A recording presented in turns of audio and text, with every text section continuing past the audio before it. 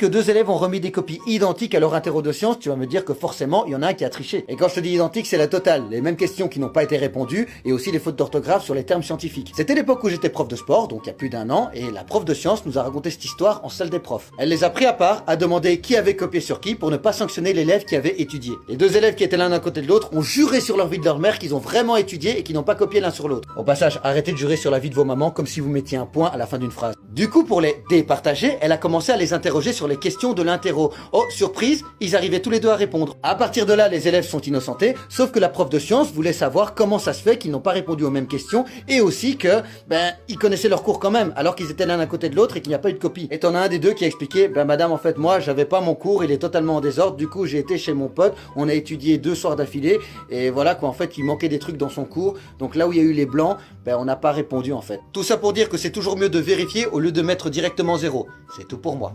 Si je te dis que